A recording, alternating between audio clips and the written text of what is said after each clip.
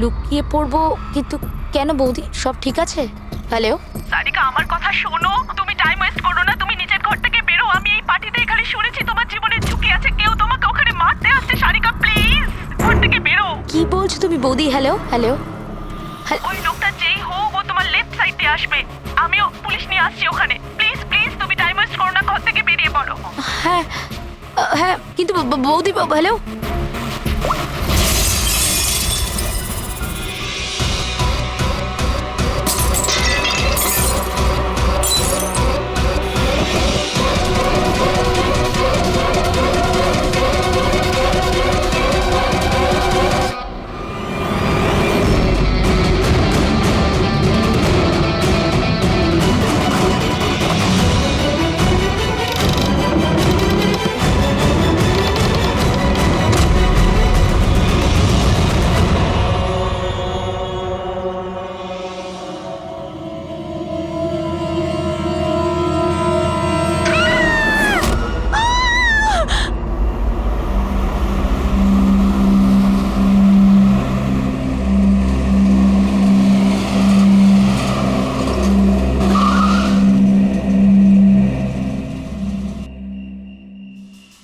এক তো না বলে চলে গেছে, আর ফোনও তুলছে না। আরে ভাই, এমন কেউ করে নাকি? আরে কমসে কম বলে যাওয়া তো দরকার ছিল। হয়তো কোনো প্রবলেম হবে, এই জন্য ধরেনি। তুমি না সব সময় কাম অন, প্রবলেম তো আমাদের হয়েছে, অ্যাটলিস্ট আমাদের বলা দরকার ছিল ওর।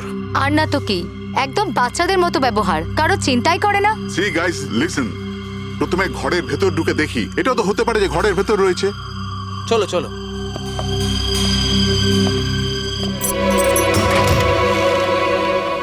এখানে তো অন্ধকার কেন? আমি আলো জ্বালাচ্ছি।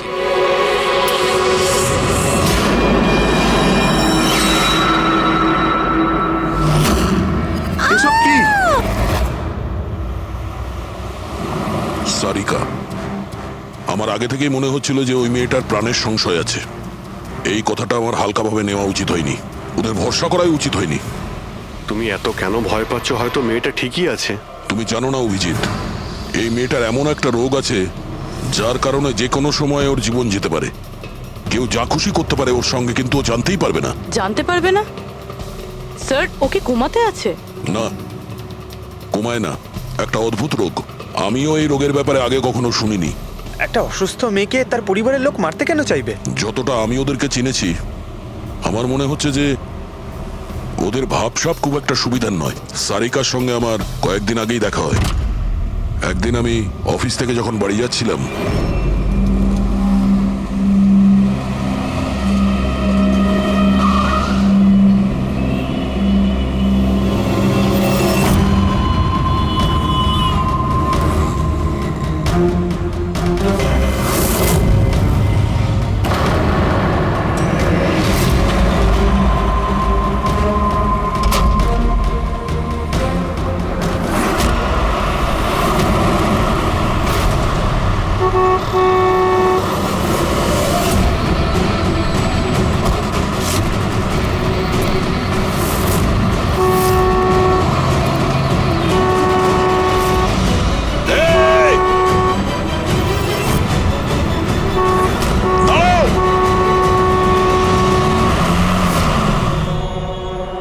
কি করছিলে তুমি? হ্যাঁ, এত বড় একটা ট্রাক সামনে থেকে বেরিয়ে গেল, তুমি দেখতে পাওনি? ও হর্ন বাজাচ্ছিল, তুমি শুনতে পাওনি? হ্যাঁ, আত্মহত্যা করার চেষ্টা করছিলে কি? মনে হচ্ছে দেখতেও পায় না, শুনতেও পায় না। কিন্তু এই রাস্তায় একা কি করছে? কে কে আছে এখানে? আকাশ দাদা? কে আপনি? কে? তার মানে আপনি দেখতে পান? তাহলে আপনি আমি আর ওই ট্রাক দেখতে পাননি? চাপা দিয়ে চলে যেত আপনাকে যদি আমি আপনাকে না বাঁচাতাম। সরি, আমি সত্যি দেখতে পাইনি। সারিকা, সারিকা তুমি ঠিক আছো তো? সারিকা, তুমি একলা কোথায় চলে গেছিলে? তোমার যদি কিছু হয়ে যেত তাহলে? আমি আগেই বলেছিলাম আমরা প্রপার্টি দেখতে যাচ্ছি, ওকে সাথে করে নিয়ে যাওয়ার কোনো দরকারই ছিল না, কিন্তু আমার কথা কেউ শোনেই না। রজনী প্লিজ থামো তুমি। ইনি ঠিকই বলছেন, আমি নিজে দেখেছি। ওনার লেফট সাইড দিয়ে একটা ট্রাক আসছিল, উনি দেখতে পাননি। ও হর্ন বাজাচ্ছিল, শোনেনি। চাপা দিয়ে চলে যেত ট্রাক যদি আমি না থাকতাম। থ্যাংক ইউ দাদা, থ্যাংক ইউ ভেরি মাচ। হ্যাঁ দাদা, সত্যি ও ট্রাকের আবার শুনতেও পাইনি আর দেখতেও পাইনি। তার মানে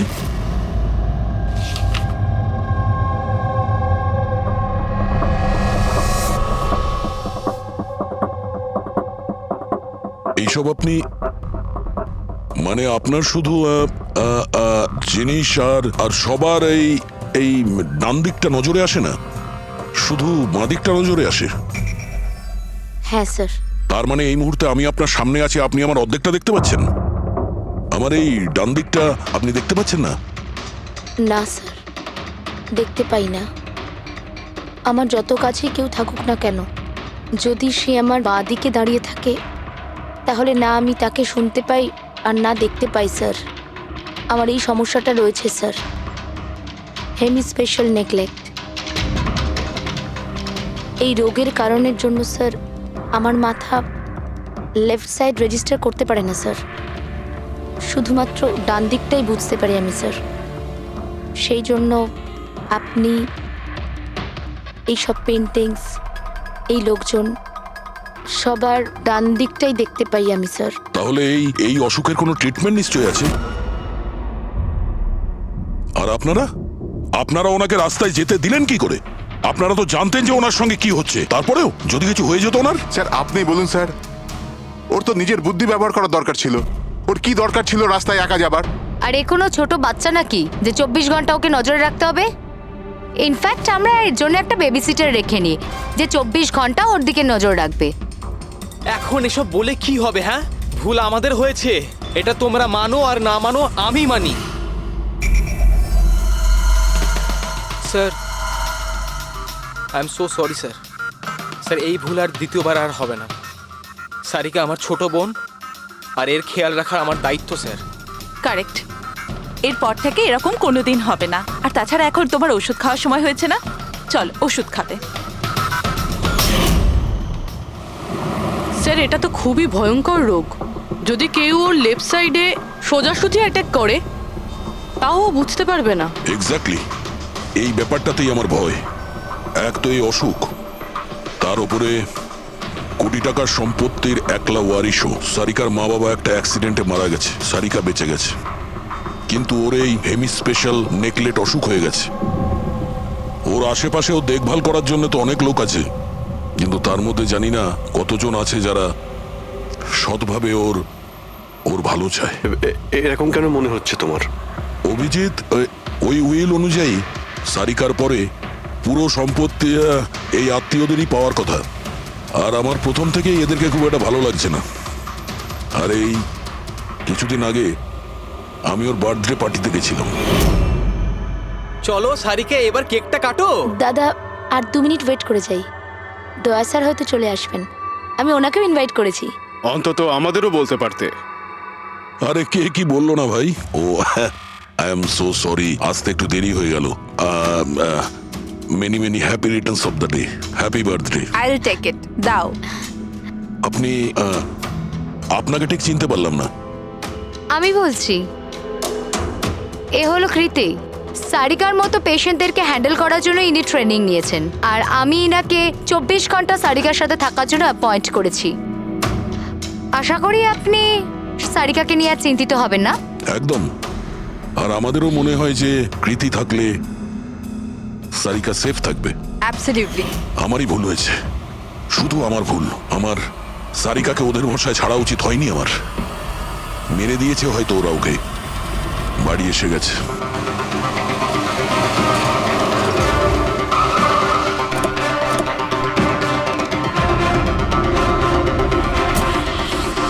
কোথায় ও? হ্যাঁ, কি করেছো তোমরা ওর সাথে? স্যার আমরা তো জানি না কি হয়েছে, আমরা তো কিছুই করিনি স্যার। 1 মিনিট, কি হয়েছে কি এখানে? স্যার ড্রয়িং রুমের অবস্থা দেখে আমরা এতটাই ভয় পেয়ে গেছি যে আমরা ভিতরে যাইনি। আগে এটা বলো, সারিকা কোথায়?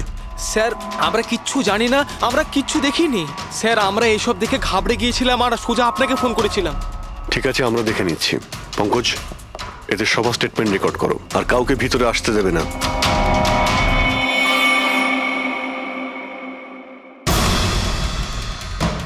সারিকা, সারিকা, কেউ আছেন? এখানে তো মনে হচ্ছে অনেক কিছুই হয়েছে। এত রক্ত তো কোনো একজনের হতেই পারে না।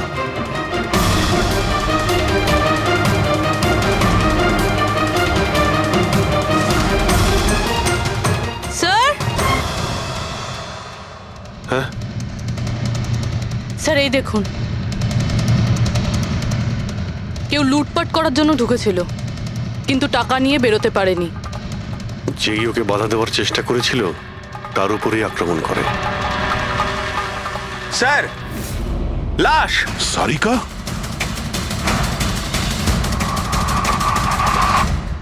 ও নো। মানালি তো এরপর থেকে এরকম কোনোদিন হবে না। আর তাছাড়া এখন তোমার ওষুধ খাওয়ার সময় হয়েছে না?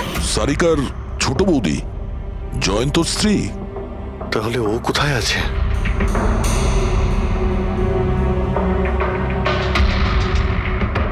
ও নো। দয়া,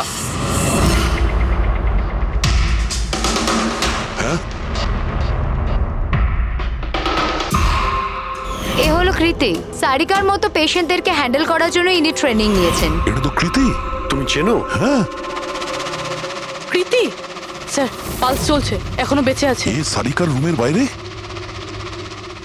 সারিকা? সারিকা? ফ্রেডি, এক্ষুনি অ্যাম্বুলেন্সের ব্যবস্থা করো, একে হসপিটালে পাঠাতে হবে।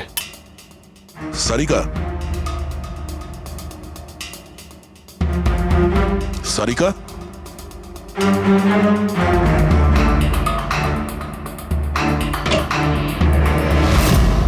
সারিকা? সারিকা? অভিজিৎ? না না না না না, কিছু নেই, কিছু নেই। Relax, আমরা relax. সিআইডি থেকে এসো। রিল্যাক্স বাইরে রিল্যাক্স, এসো, বাইরে এসো, বাইরে এসো। রবি, এসো। সাবধানে। তুমি ঠিক আছো তো? বসো, এখানে বসো। থ্যাংক গড একে পাওয়া গেছে। তুমি ঠিক আছো? সবাইকে মেরে দিয়েছে, সবাইকে মেরে দিয়েছে স্যার। এক মিনিট, এক মিনিট। কে করেছে এসব? কে ছিল সে? দয়া স্যার, কি হয়েছিল? স্যার সবাইকে মেরে দিয়েছে স্যার। কে? মেরে দিয়েছে, কে? কে মেরেছে? মেরে দিয়েছে স্যার। আমার মনে হয় এক্ষুনি একে হসপিটালে পাঠানো উচিত, ওর মানসিক অবস্থা ঠিক নেই। ওটাই ঠিক হবে, মনে হচ্ছে শক পেয়েছে। রবি, তোলো একে। ওঠো, ওঠো। আমার সাথে এসো।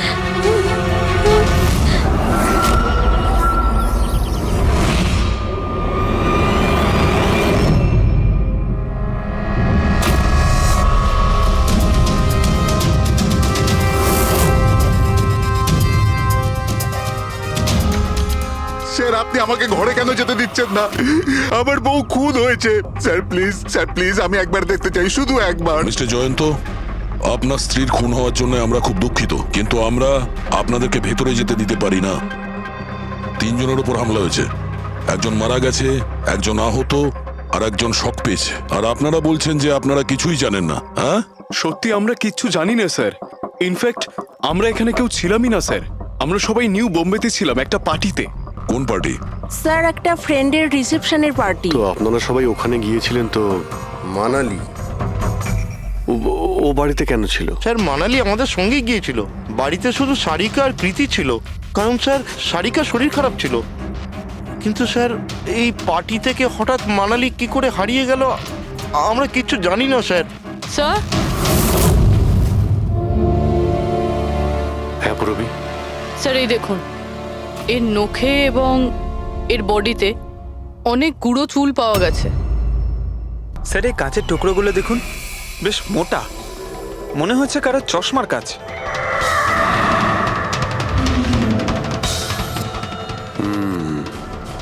চশমারই মনে হচ্ছে। রেখে দাও সাবধানে। এই টেনে নিয়ে যাওয়ার চিহ্নের সঙ্গে রক্তের ফোঁটা।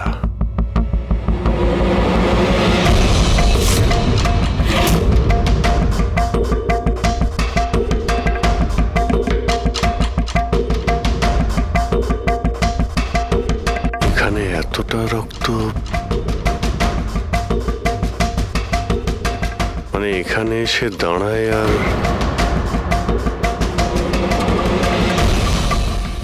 বাইকের চাকার দাগ। কেউ আহত অবস্থায় এখানে আসে, আর বাইকে উঠে এখান থেকে বেরিয়ে যায়। আচ্ছা একটা কথা বলুন তো, আপনাদের মধ্যে বাইক কার কাছে আছে? বাইক? না স্যার বাইক তো কারুর কাছে নেই, আমাদের সবার কাছে নিজের পার্সোনাল গাড়ি আছে স্যার।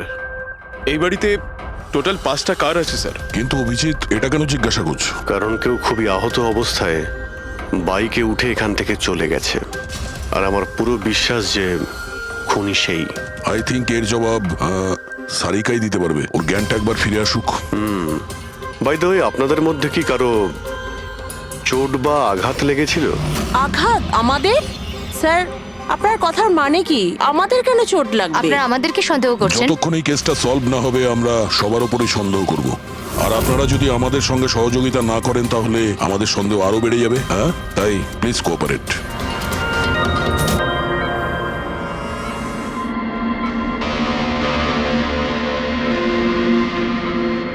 সারিকা,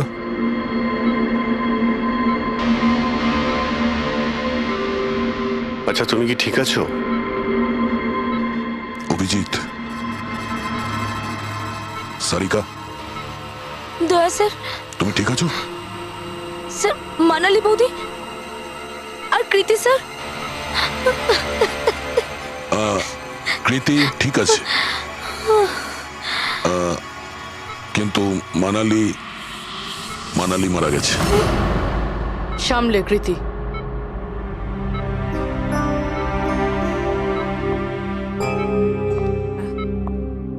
কৃতি, কৃতি তুমি ঠিক আছো তো? I am so glad you okay. Thank god তুমি ঠিক আছো।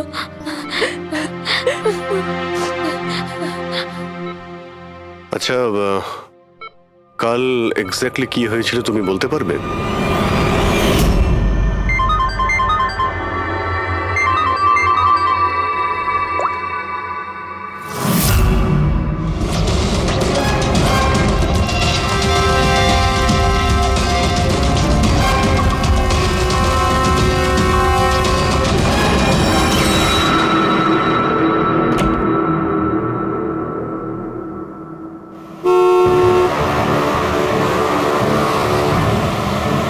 বৌদি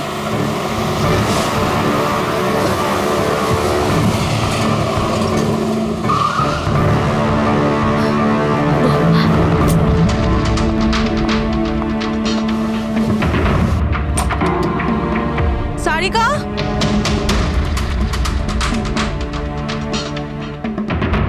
সারিকা, সারিকা কোথায় তুমি? বৌদি সারিকা, সারিকা,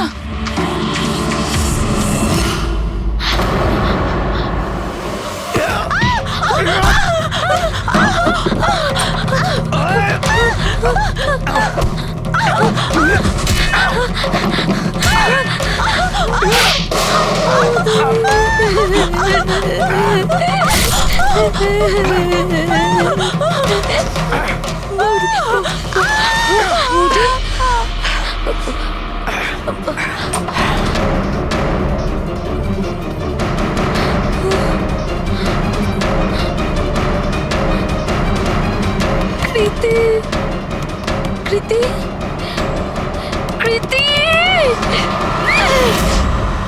তো তুমি ওনার দরজাতে ধাক্কা দিয়েছিলে। তো কৃতি আপনি কি দেখেছিলেন? আপনার উপরে আক্রমণ কি করে হলো? সারিকার জোরে চিৎকারের আওয়াজ পেলাম, আমি তখনই ঘর থেকে বাইরে আসি। সারিকা, এইসব কি করে? কৃতি, কৃতি, সারিকা তুমি ঠিক আছো তো? কৃতি, আমি আমি আমার রুমে। কৃতি আমি এখানে। Okay okay okay Sarika, you don't worry, I am coming. Kriti সাবধানে, খুনি এখনো বাড়িতেই আছে। খুনি? সারিকা, তুমি ওকে দেখেছো যে কৃতির ওপর হামলা করেছে? হ্যাঁ স্যার, আমি দেখেছিলাম। সারিকা, সারিকা, কৃতি, কৃতি। সারিকা, সেই মুহূর্তে তুমি যা যা দেখেছো সেটা তুমি একটা পেপারের ওপর আঁকতে পারবে? হ্যাঁ স্যার, যখন আমি ওনাকে মানালি বৌদির পেছনে দেখেছিলাম তখন খুব ভয় পেয়ে গেছিলাম। আমি শুধু ওই মুখটার একটা ঝলক দেখতে পেয়েছিলাম স্যার। যখন আমি আবার দেখি তো তখন আমি শুধু হাতটুকু দেখতে পাই। কৃতি আমার দিকে আসছিল আর তারপর পিছন থেকে হাত এলো, ওই হাতটা ওর ওপর হামলা করলো। লোকটা রেনকোট পরেছিল আর গ্লাভস আর একটা বড় চকপকি ঘড়ি, এই যে একেবারে সেরকমই হুবহু যেমনটা আমি দেখতে পেয়েছিলাম।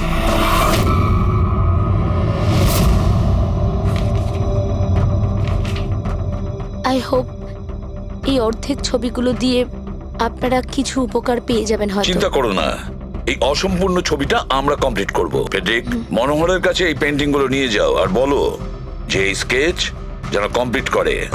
Sarika, thank you so much. আপনি যেতে পারেন, টায়ার্ড হয়ে গেছেন হয়তো। চলো সারিকা।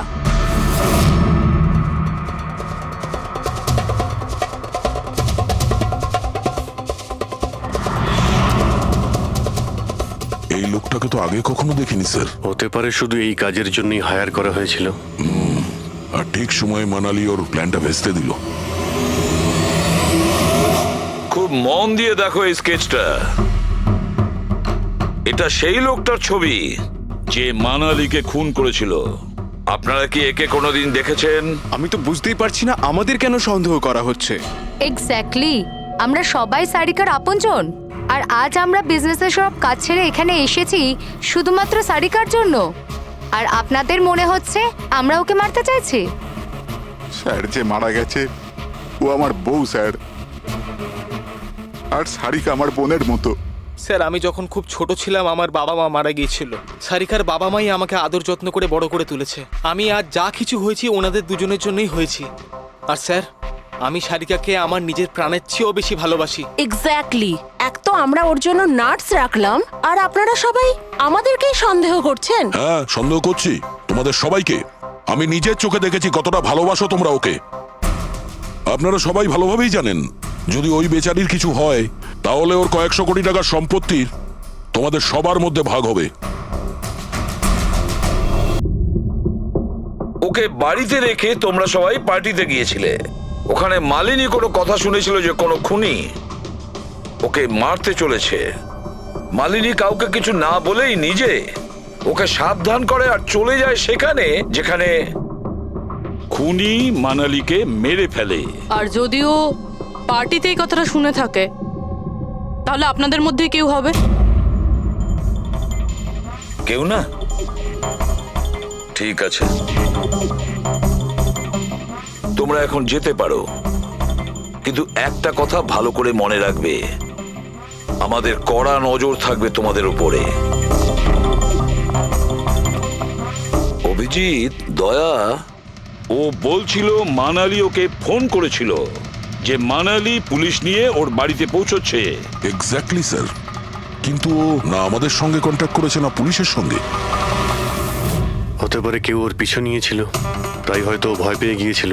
একটা কাজ করি আমরা, পঙ্কজ, পুরবী, ওই পার্টিতে যে কয়জন লোক এসেছিল ওদের প্রত্যেকের নাম আর ফোন নাম্বার বের করো আর খোঁজ নাও ওই রাতে মানালির বাড়ির আশেপাশে ওদের মধ্যে কার ফোন অ্যাক্টিভ ছিল।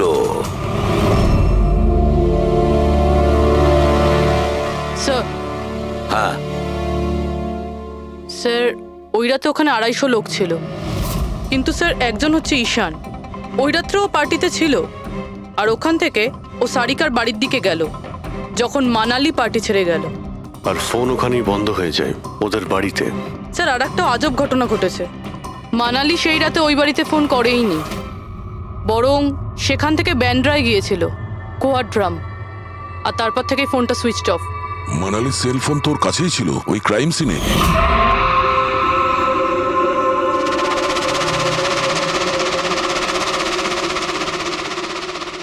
Switch off?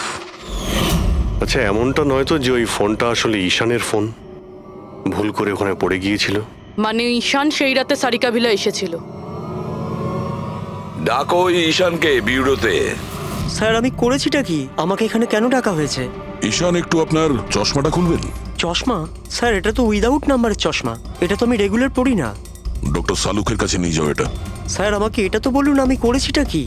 আমরা আপনাকে এখানে মানালি মার্ডার কেসের ব্যাপারে ডেকেছি। ক্রাইম সিনে আমরা চশমার ভাঙা কাঁচ পেয়েছি।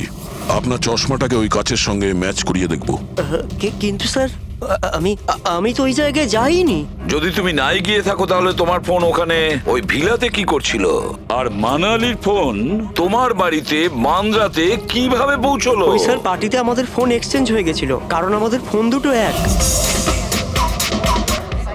কি হলো মানালি ম্যাডাম, আপনাকে চিন্তিত মনে হচ্ছে?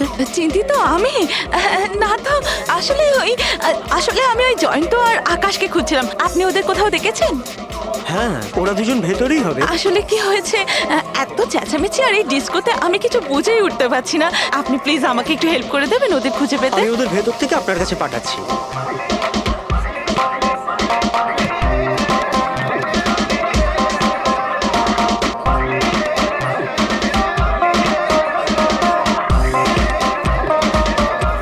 মানালি, ঈশান, তুমি তো বলছিলে মানালি খুঁজছে আমাদের। কোথায় মানালি? আরে এক্ষুনি তো এখানেই ছিলেন মানালি, কি জানি কোথায় চলে গেলেন।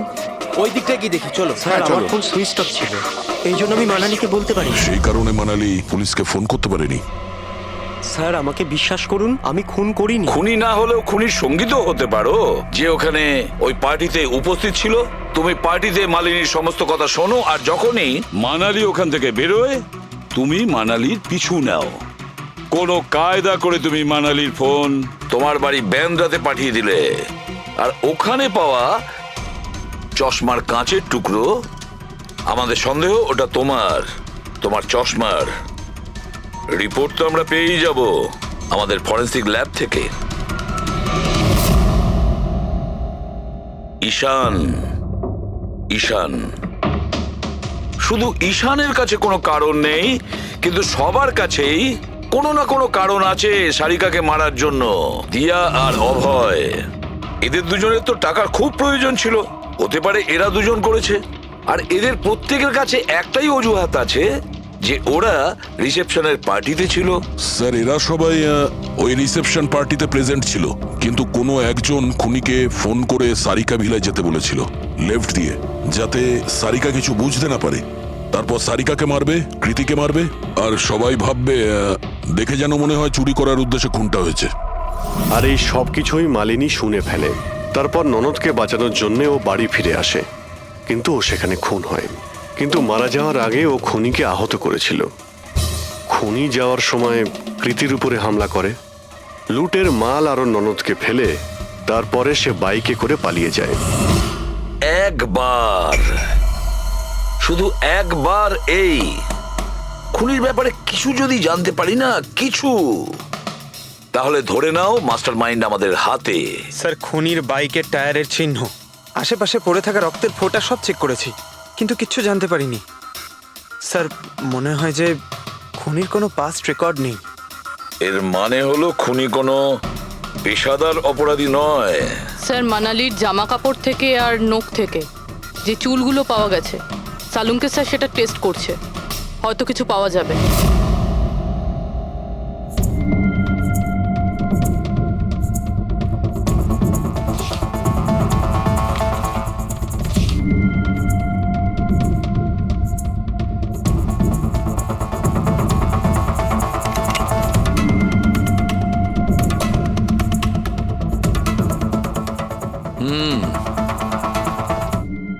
আমার আন্দাজ একদম ঠিক ছিল, এবার শুধু ডিএনএ রিপোর্টটা দরকার। হ্যাঁ সালুকে বস, হ্যাঁ একটা কথা ঠিক যে ঈশান খুনি নয়, কারণ ক্রাইম স্পট থেকে এই যে চশমার লেন্সের ভাঙা টুকরো পাওয়া গেছে, এইগুলো ঈশানের চশমার সঙ্গে ম্যাচ করছে না। এক তো ঈশানের চশমার পাওয়ার 0, আর দ্বিতীয়ত ঈশানের যে চশমাটা তার লেন্সগুলো একদম নর্মাল, কিন্তু এই লেন্সটা ফটোক্রোম্যাটিক, মানে রোদের সঙ্গে রং পাল্টায়। আচ্ছা, ওই যে রক্ত পাওয়া গিয়েছিল ওই বাইকে টায়ারের মার্কের কাছে, সেটা কি খুনির রক্ত? হ্যাঁ, ওই রক্তটা খুনিরই, যার বয়স 25 থেকে 30 বছরের মধ্যে। আর মানালির নখে যে চুলটা পাওয়া গেছে ওটা নিশ্চয়ই খুনির। আসলে বস, হাতাহাতি করবার সময় চুল গোড়া থেকে উপড়ে আসে, অথচ এই যে চুলটা, এটা উপড়ে আসেনি, কাটা হয়েছে। আর এইটা দেখো স্ক্রিনে, যতগুলো চুল আছে সব আলাদা আলাদা রকমের। কোনো চুল সিধে, কোনোটা কোঁকড়ানো, আর ওগুলো রং দেখো, প্রত্যেকটা চুলের রং আলাদা। কোনোটা কালো, কোনোটা ব্রাউন, কোনোটা ডার্ক ব্রাউন, আর ওই গোল্ডেনও আছে। এই চুলগুলো একটা লোকের হতেই পারে না। আলাদা আলাদা লোকের চুল? হ্যাঁ দয়া, এই চুল থেকে আমরা বিভিন্ন ধরনের কেমিক্যাল পেয়েছি, যেমন হচ্ছে কেরাটিন, ফিফটাইন, আর অনেক কিছু। আমার মনে হচ্ছে না যে এই চুলগুলো কোনো একজন লোকের মাথার চুল। Hello? Oh good, very good, thank you very much, good news, bye. DNA টেস্টের রিপোর্ট, এই রিপোর্ট এই বিষয়টা কনফার্ম করছে যে এই যে চুলগুলো সেগুলো কোনো একজন ব্যক্তির চুল নয়। যে লোকটার ড্রেসের ওপর আলাদা আলাদা চুল আছে, আলাদা আলাদা লোকের কাটা চুল, সেই লোক কোনো বড় সেলুনে কাজ করে, হেয়ার স্টাইলিস্টের।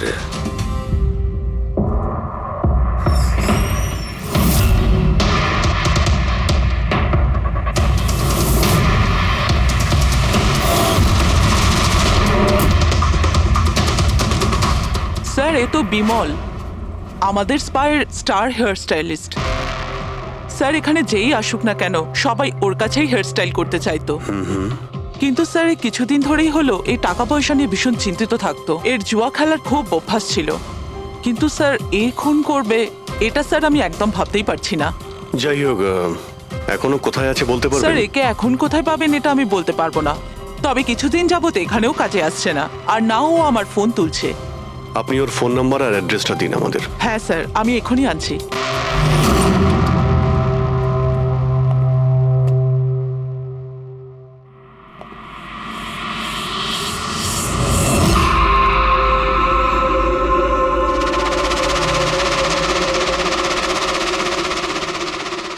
ও নো, এ তো গেছে।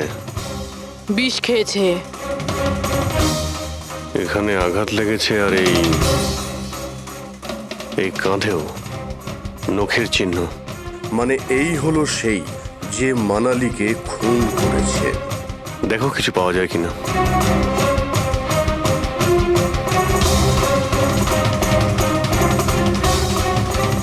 স্যার, হ্যাঁ, আমি বিমলের বাইকটা চেক করলাম স্যার। বাইকটার হ্যান্ডেলে শুকিয়ে যাওয়া রক্ত আর কাঁদালে। আই এম শিওর স্যার এগুলো ওই বাড়িটার ব্যাকইয়ার্ড থেকেই লেগেছে।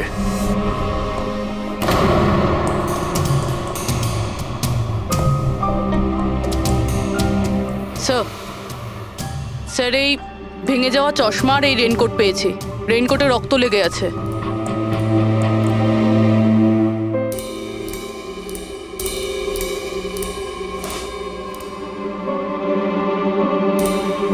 এই দেখতে পাচ্ছ, বাঁ হাতে ঘড়ি। হ্যাঁ, তাহলে স্যার যদি বিমল বাঁ হাতে ঘড়ি পরতো তাহলে ও কি করে বলল যে ডান হাতে ঘড়ি পরা ছিল?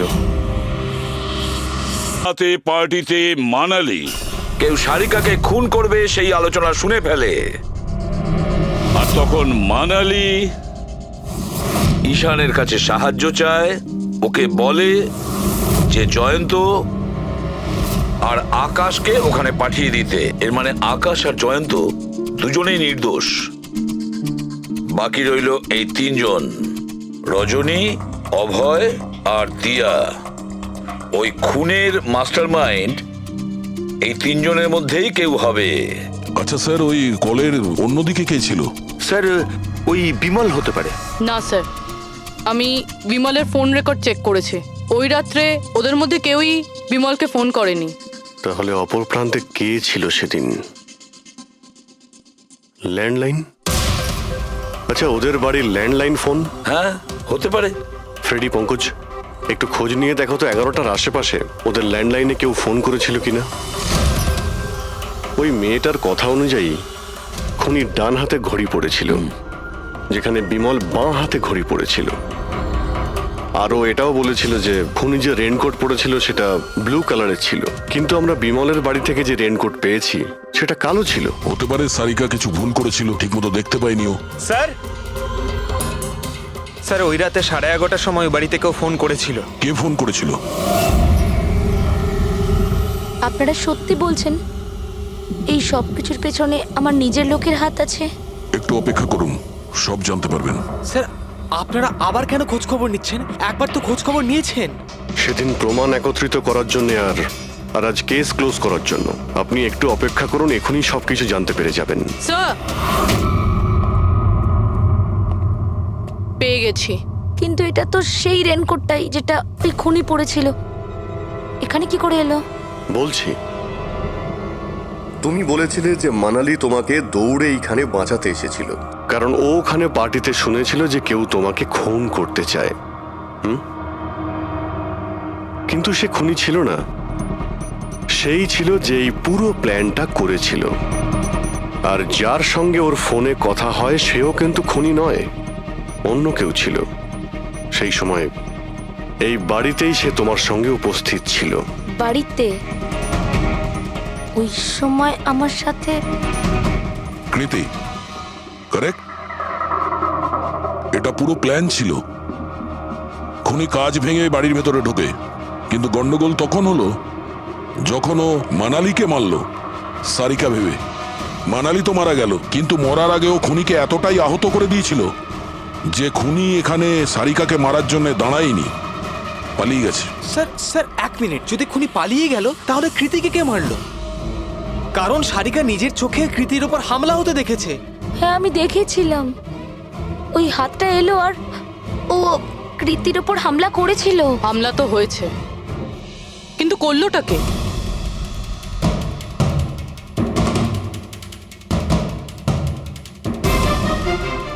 আপনারা সবাই আমাকে এভাবে কেন দেখছেন? এর উত্তর তো শুধু তুমিই দিতে পারবে কৃতি। ও রাত ঠিক 10:30টার সময় শুয়ে পড়েছিল। আর মানালি কাউকে ফোনে কথা বলতে শুনেছিল রাত 11:10 আর সেই ফোনটা এসেছিল এই বাড়ির ল্যান্ডলাইনে। কে রিসিভ করেছিল সেই কলটা? যদি আমরা এটা মেনেও নিই যে বিমল তোমার ওপর হামলা করেছে, তাহলে ও তোমাকে বাঁচিয়ে রাখলো কেন? ও মানালিকে এত নৃশংসভাবে মারলো, আর তোমাকে শুধু এই একটা আঘাত কেন? ও সারিকাকে কেন মারলো না? আর এই চুরি করা টাকা ছেড়ে পালালো কেন? আর সব থেকে বড় প্রশ্ন, ও খুনিকে এই ব্লু কালারের জ্যাকেট পরে থাকতে কি করে দেখলো? কি করে দেখলো সেই ঘড়িটা যা বিমল লেফট হ্যান্ডে পড়তো, রাইট হ্যান্ডে নয়? বিমলের রেইনকোটের কালার ছিল ব্ল্যাক।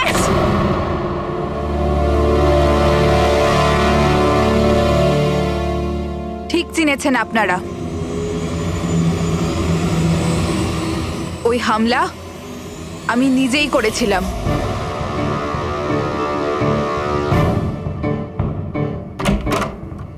সারিকা, সারিকা কোথায় তুমি?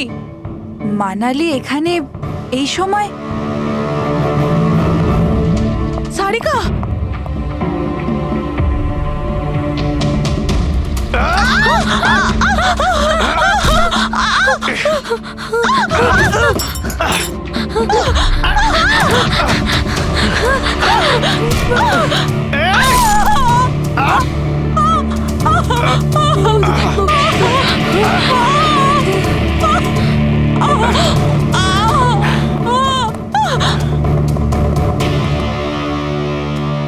কৃতি,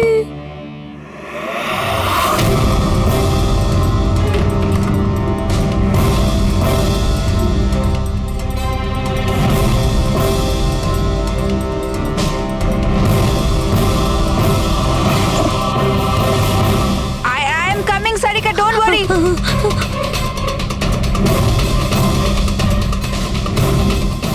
কৃতি, কারণ আমি চাইনি কেউ আমার উপর সন্দেহ করুক। আর তুমি যখন এত কিছু বলেই দিলে, তখন ওই মাস্টার মাইন্ডের নামটাও বলে দাও। হ্যাঁ, আর তুমি যদি বলো ওর নামটা আমি বলে দিই, যে মানালিকে মেরেছে আর সারিকাকে মারতে পারতো। কি রজনী দেবী?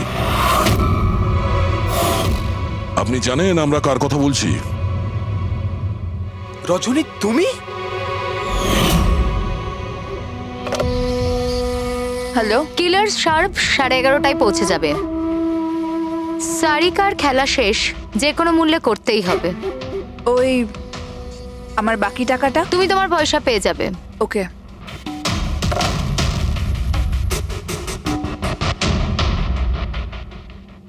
রজনী, তোমার জন্য আমি আমার বউকে... আমার পয়সার দরকার ছিল। সারিকার বেবি সিটিং করতে করতে আমি হাঁপিয়ে উঠেছিলাম। আর এইসব তোমার জন্য হয়েছে আকাশ। তোমার জন্য আমরা সবাই সারিকার আয়া হয়েছিলাম। আমাকে আমার জীবন যাপন করতে হতো আগের মতো। এই জন্য আমি প্ল্যান করেছিলাম আর কৃতিকে বাড়িতে নিয়ে এসেছিলাম। পার্টিতে যাওয়াও আগে থেকেই ঠিক ছিল, যাতে আমি সময় পাই প্ল্যান করার। সব ঠিক চলছিল, শুধু বিমলের ব্যাপারে একটু ভুল হয়ে গেল। না হলে... এত কিছু হয়ে যাওয়ার পরেও দেখছি তোমার কোনো অনুতাপ নেই, বরং নিজের প্ল্যান নিয়ে গর্ব করছো। তুমি অনেক সময় পাবে নিজের প্ল্যানের ভুল ত্রুটি ধরার, কারণ তোমার এই বাকি জীবন এবার তোমাকে জেলের মধ্যে বসেই কাটাতে হবে।